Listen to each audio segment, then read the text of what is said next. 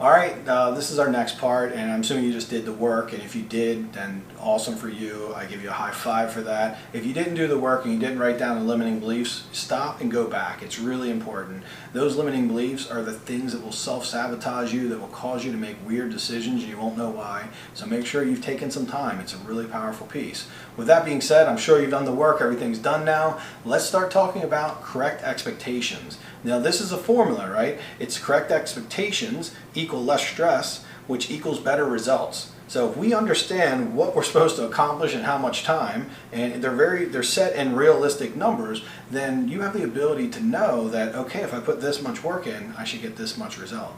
Now, what I find with most people when they don't have any experience, or maybe they have experience, but it's just not been well thought out experience, then they're going to have weird expectations that are just incorrect. And whenever we have expectations that aren't correct, like if we think that we can look at 4 houses and then we don't get a deal, then we have the right to be upset, that would be an incorrect assumption, right? We're looking at 4 houses, especially when you're new and you don't really know what you're looking at, would not even be close to enough. So a lot of times people complain that I'm looking at houses and I'm not getting any deals. The first question I ask is, how many houses have you looked at in the last, say, month? And often the answer is like 2 to 6. And like that's just not enough to gain any momentum. If you really, really want to crush it and be awesome in this business, you have to be willing to do 10 a week if that's what's necessary, 20 a week. When I was new, I remember going and seeing 10 in a day. Now I didn't do that all the time, and that required a lot of work to go see 10 in a day. And I was pretty worn out by the end of the day, but that's enough volume for me to start gaining momentum and for me to quickly educate myself so I could gain that confidence and I could start taking action. So make sure that you have correct expectations so that way you can be less stressful and you understand exactly what it takes to get the desired result you're looking for. With that being said, let's walk through a couple of those and some of the common ones. The first is, how much does it take to find a flip? Right? How many houses do I need to look at? We started to talk about that a little bit. Obviously 4 to 6 is not going to do it. Often when you're new, I would say commit to even maybe 20 or 30.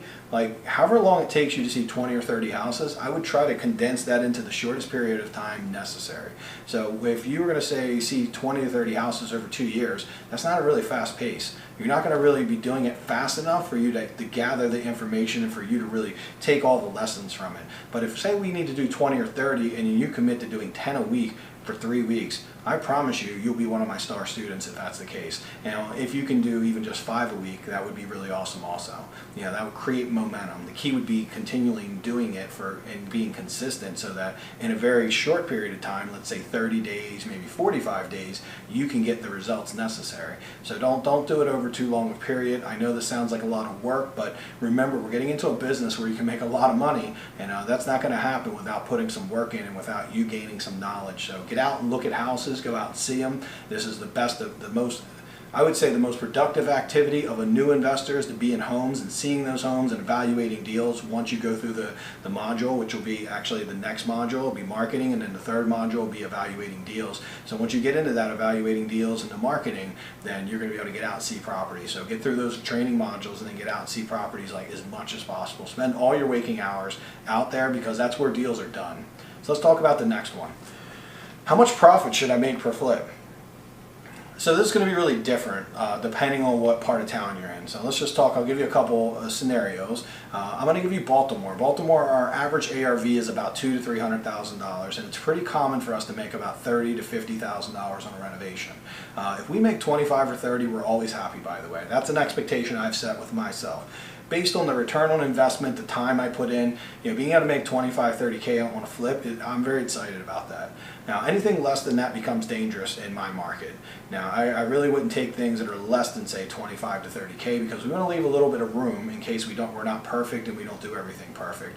Now, the other opposite end of the spectrum, I've met people who are flipping houses in, say, San Francisco, and now you might do 1 or 2 flips a year, but they easily could be anywhere from $100,000 to $300,000 in profit because the price points, instead of being 2 to 300K, could be like $1 million to $2 million. So it's kind of like you're making about 10% or 10 to 15% in return on the profits that you're making. So if you have an ARV, it's 300,000 and you make 30K, 10% would be 30, 15% would be about 45K roughly. Yeah, about 45K. Let me make sure I got that right. 300,000, 30, 35. 50, yeah, about 45K. So 45K, 30 to 45K would be good, 10 to 15%. That's a good range. You know, 30's on the low end, 45's a little bit higher, you're doing really well. Now, if you make anything above that, then you're doing great. However, that's just a no, because I've had people say, Mike, I've seen on the flipping shows they make 80 or 90,000. Well, they're leaving a lot of numbers out on those flipping shows. They're not being real. These are real numbers. I don't give you inflated numbers. I give you net income, and that's what we're talking about. When we say 30 to 45K, I'm talking about what you will get a check for that you could actually go and spend.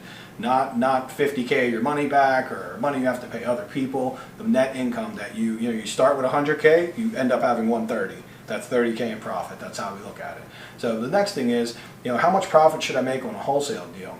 Now again, this is going to be all about how good you are, what size market you're in, but I can tell you on average, people are usually making anywhere from $5,000 to $20,000 in assignment fee. So if you're doing smaller properties that are only worth $10,000, $20,000, then 5K is quite a bit. However, if you're doing a $300,000 house that you're assigning, that someone's paying $200K and then putting $50K in work and maybe it's worth like $375, well, it would make a lot of sense and it would be pretty easy to make 15 to 20K on that.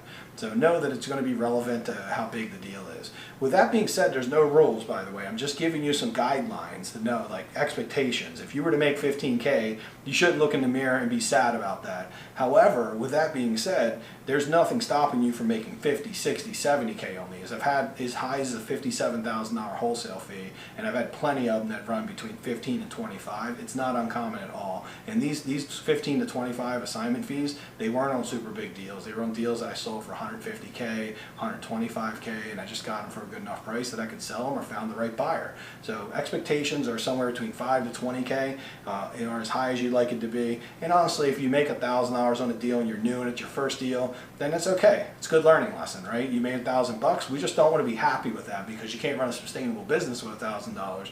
But you do take time to celebrate, because if you make your first $1,000, it's the sweetest moment ever. If you've made $0 and then you go make $1,000 on any deal, I promise you that you'll get a hug from me if I meet you, because that's the sweetest money you'll ever make. It's actually your first dollars you made. My first assignment fee was $16K, enough to say that that's way higher than I would ever expected. And I would have been really pumped to make $1,000 or $2,000, because it wasn't about the money. It was about me understanding and knowing that I finally did something and it's real and I can do it. And that's what any profit means to you. It represents your ability to actually accomplish this goal. How much money should I spend on marketing? Now, I'm going to give you ranges on this, but when you're new, the thought process of marketing is that you need to invest in it, right? So I always want to start people off with free marketing, so you have an opportunity to really just get to know the market, to do deals, to start learning stuff. And so free's good to start with, but at some point you're going to need to pony up and start investing in your business. Now, when I say that, I don't mean go spend $3,000 or $4,000 a month in marketing. I want you to spend about $500 to $1,500 a month in marketing, because this is going to help give you the feedback and help give you the opportunity to work with motivated sellers and learn how to close those deals, right? And I've never met any really high level house flipper who does not have that skill. They know how to market, they know how to talk to people, and they know how to get deals done, because you can only do so much with the free sources. If you want to do 5 deals a year, you probably might never need to market, and you're probably going to be okay just doing some free sources. You can flip 5 houses a year pretty easily doing that if you become a master of the free marketing.